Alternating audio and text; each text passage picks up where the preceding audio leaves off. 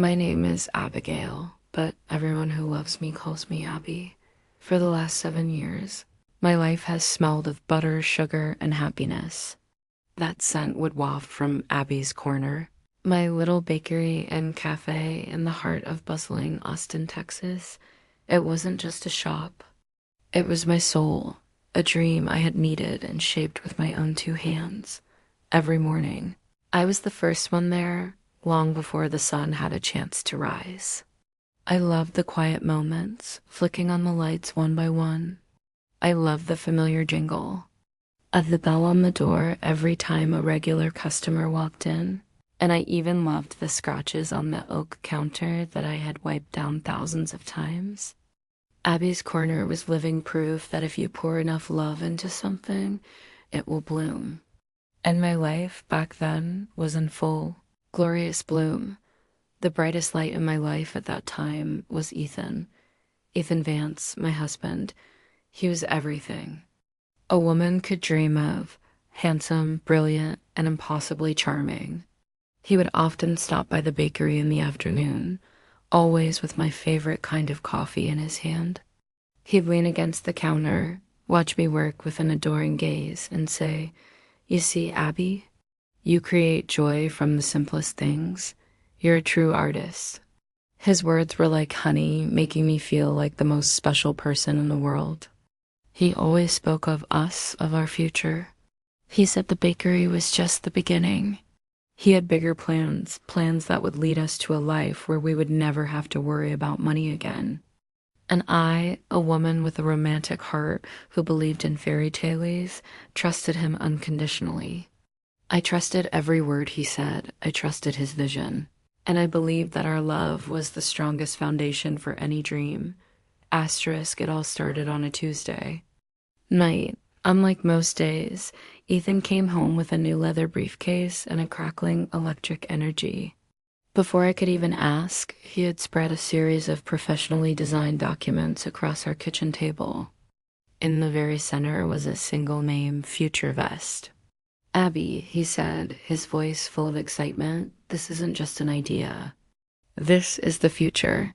For the next hour, Ethan painted a picture of a world I never knew existed. A world of fintech, artificial intelligence, and disruptive technology. FutureVest, as he explained it, was an app that would completely revolutionize personal financial planning. It was smart, it was automated, it was going to be a revolution. One part of me was starstruck by his intelligence and ambition. I looked at the charts, the financial projections, the complex terminology, and I felt proud of my husband.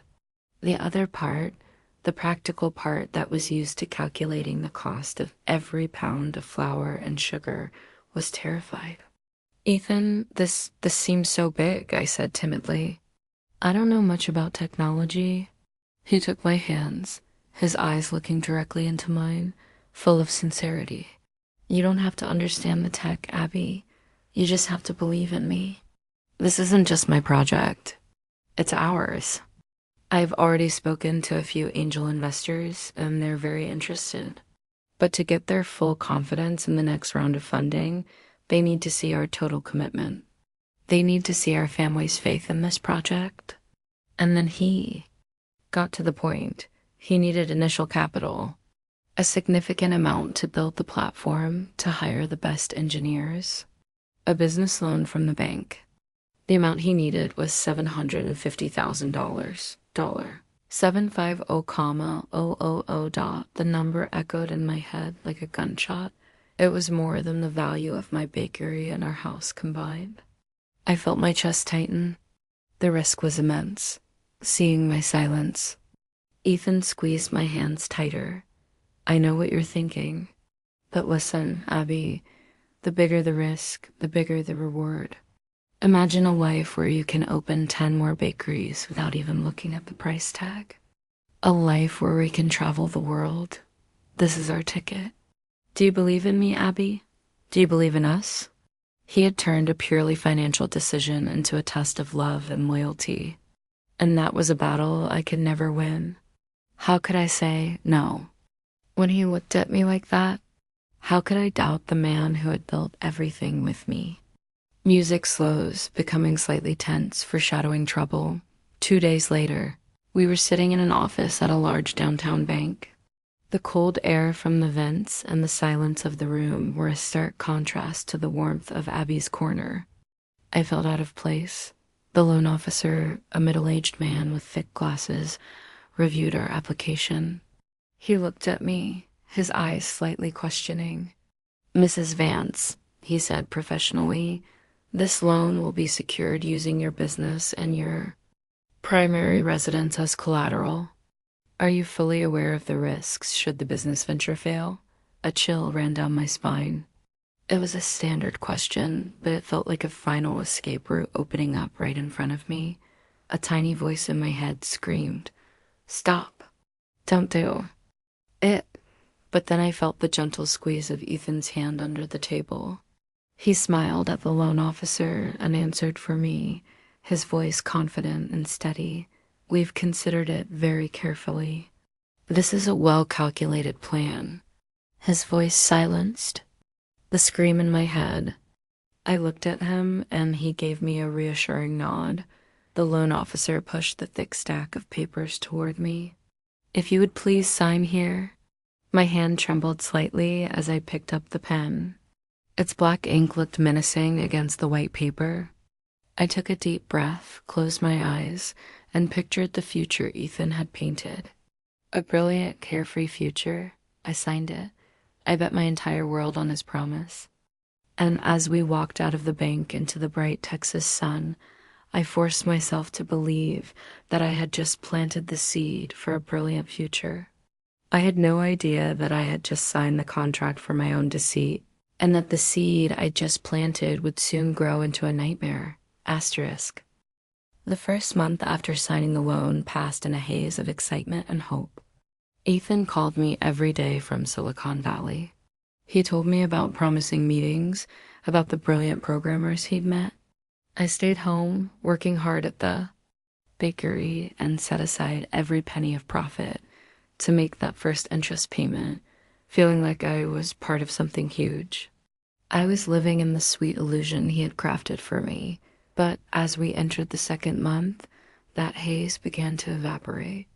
Revealing a cold, hard reality, Ethan's calls became less frequent. In their place came short, clipped text messages.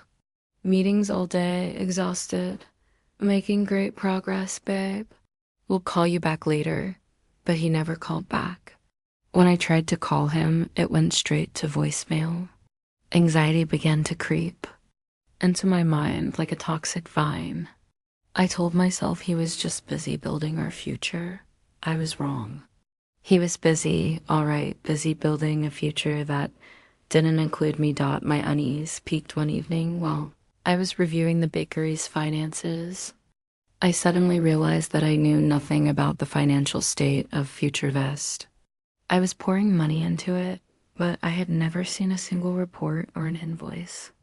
I called Ethan, and to my surprise, he actually answered. "Ethan, it's me," I said, trying to keep my voice steady. "I was just wondering, could you give me access to the project's bank account? I just want to see how our money is being spent." There was silence on the other end of the line. Then his voice came through, stripped of its usual warmth, replaced by an unconcealed annoyance. "Abby, we've talked about this. You handle the cupcakes, I'll handle the code. These numbers are complicated. You don't need to worry about them. Just trust me." Just trust me. Those 3 words, once my greatest comfort, now sounded like a dismissal. He didn't just refuse. He belittled me, treated me like a child who knew nothing. The call ended awkwardly, and for the first time, a real crack appeared between us. 2 weeks later, that crack shattered into a chasm. It was a gloomy Wednesday afternoon. I was checking the mail when I saw it. A crisp white envelope with a bank's formal logo in the top left corner.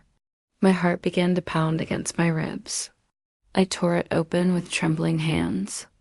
Inside was a single sheet of paper with cold, bold words I will never forget, Notice of default first. Warning, the letter stated that the second interest payment had been missed. If it wasn't paid within 30 days, the bank would begin foreclosure proceedings on the collateral. My bakery, and our home. The letter fluttered from my hand and drifted to the floor. I scrambled for the phone, dialing his number in a panic. Once, twice, 10 times. Always the same long, empty tone before it went to voicemail. The person you're calling is not available. The automated voice sounded like an indictment of my own stupidity. Asterisk panic turned into desperate action. I couldn't sit still. I had to find him. I remembered him bragging about a fancy co-working space in the tech district where he was supposedly working. I jumped in my car and drove like a madwoman to the address. I walked into a sleek, modern lobby and went to the front desk. A young woman looked up and smiled. "How can I help you?" "I'm looking for Ethan Vance," I said, trying to catch my breath. "His company is Future Vest. He has an office here." The receptionist typed on her keyboard. She frowned, then typed again. Finally, she looked at me with a sympathetic expression. "I'm sorry, ma'am. We don't have any client named Ethan Vance, nor is there a company named Future Vest registered here." The ground fell out from under me. No company, no office. It was all a lie. I stumbled out of the building, my mind a complete blank. Just then, my phone buzzed. It was a text from Sarah, an old friend of ours. I opened it, my heart hammering. The message was a single line. "Abby, I don't know what's going on, but I think you need to see this." Below, it was an Instagram link. My hand was shaking so badly it took a few tries to tap the link. A profile appeared belonging to someone named Chloe Stevens, and the latest photo. The latest photo killed what was left of my soul. It was Ethan. Unmistakable. He was smiling, that radiant smile I once thought was reserved only for me. But he wasn't looking at me. He was looking at the woman next to him, a beautiful young blonde who was leaning her head on his shoulder. His arm, the arm that used to hold me every night, was wrapped possessively around her waist. His other hand was raising a glass of champagne. The hymen was the turquoise blue of the Miami Sea and the deck of a luxury yacht. The caption was the final knife in my heart. "Here's to our new life. Thanks to our generous sponsor." Sponsored. The phone slipped from my hand, shattering on the pavement, just like my life. The sounds of the city faded away, replaced by a silent scream in my chest. Sponsor, the fool who signed everything away. That was me. He had taken my dreams, my money, my future to build a new life with another woman. I don't know how I got home. The next 2 days were a living hell. I didn't eat, I didn't sleep. I just sat motionless in the darkness of my bakery.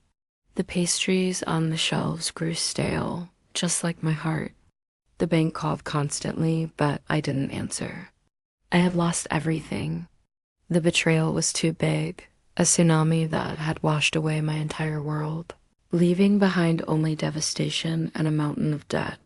On the third night, as I sat among the ruins of my life, I looked at my reflection in the large decorative mirror in the shop.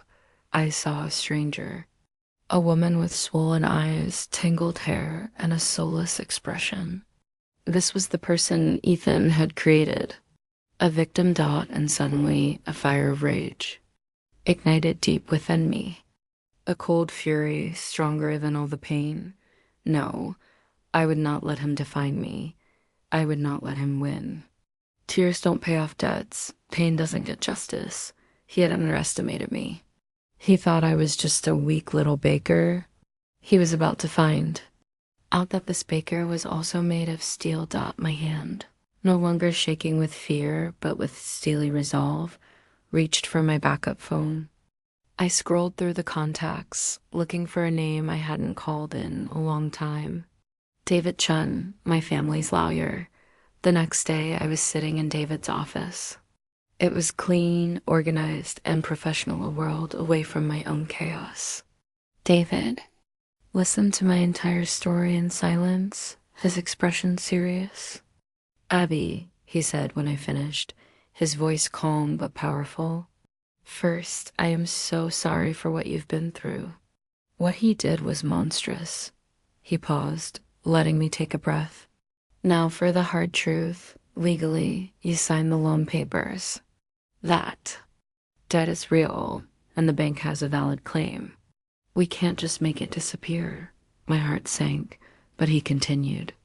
However, he leaned forward, we are not going to defend. We are going to attack. What Ethan did wasn't just immoral. It was illegal. It's called fraud. He used false pretenses to induce you into a financial contract to steal your assets. Our objective now is crystal clear. We will hunt him down. We will freeze his assets. And we will take back every single cent he stole from you. For the first time in days, a tiny light flickered in my darkness. It wasn't just hope. It was the promise of a fight. A fight I would not have to face alone. When I walked out of David's office, the rain had stopped. The Austin sky was clear again. For the first time in weeks, I wasn't looking down at my feet in despair. I lifted my head and looked straight ahead. The hunt had officially begun. David's plan was audacious, and it required me to become an actress. I had to play the role of a lifetime, the broken, desperate wife. While I practiced my lines, swallowing my rage and pride, David and his team moved with lightning speed. First, the private investigator's report from Miami. Every page was another twist of the knife. It detailed every lavish purchase, every dinner at the most expensive restaurants, and most importantly, the contract for a luxury condo in South Beach, purchased in Chloe Stevens' name. He had used my trust in my future to buy a fantasy life. For his mistress, my grief had burned away, leaving only cold, hard resolve. Next, David had a tense meeting with the bank.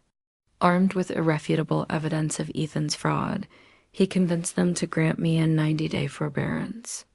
It was a small victory, but it gave me breathing room. It gave me the time I needed to set my trap, and then the most crucial moment arrived. I had to make the call. My heart hammered against my ribs as I held the phone. David sat across from me, giving me a silent nod. I took a deep breath and dialed.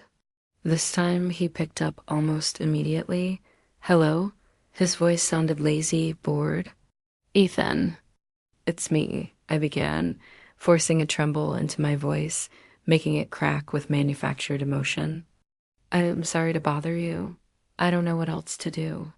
The bank is about to take everything. The bakery, the house. I let my voice break, as if I were holding back a sob. There was silence on the other end. I knew he was listening. But, Ethan, a strange thing happened, I continued. There's an investment fund here in Austin, Longhorn Ventures. They want to buy your app idea. They said it has huge potential. They're willing to pay a lot of money, enough for us to pay off the debt and have plenty left over, but they need you here to present the technical side. This is our last chance, Ethan. Please come back. I had thrown out the bait, laced with his own greed and arrogance. After a pause that felt like an eternity, Ethan replied, his voice dripping with condescension. All right, I knew that idea was gold. Book my flight. I'll be there. He took the bait. Asterisk, a week later, I was sitting in a rented conference room in one of Austin's tallest office buildings. The room was cold and impersonal, with a long table and a few chairs. This was the stage for the final act. I was wearing a black power suit, my hair pulled back neatly. I was not Abby the baker today. Today, I was Abigail Miller, and I was here for justice. David sat beside me, calm and sharp as a razor. The door opened. Ethan walked in. He was tan, wearing an expensive suit, with a smug smile plastered on his face. He thought he was walking into a negotiation he was destined to win. He thought he was about to manipulate his foolish, pathetic ex-wife one last time. "Abby," he said, his tone patronizing. "Glad you came to your senses. So, where are these VC guys?" I looked him straight in the eye. For the first time, I felt no love, no pain, only a vast, empty calm. I said, my voice as cold as ice, "There are no VC guys, Ethan." The smile on his face froze. The confidence drained away, replaced by confusion, which quickly morphed into dawning horror as he realized something was terribly wrong. "What are you talking about? What is this, Joe?" He never finished his sentence. The door opened again. A man in a formal uniform stepped inside. "Ethan Vance?" The man asked. Ethan nodded mechanically. "You've been served." The man placed a thick stack of legal documents on the table with a dry, heavy thud. It was then that David finally spoke, his voice dangerously quiet. "This is a lawsuit for fraud and misappropriation of assets, Ethan. We have everything. The bank transfers, the contract. For the condo in your mistress's name, your spending history. A judge has already issued an order to freeze that condo, the Porsche, and every account we could find."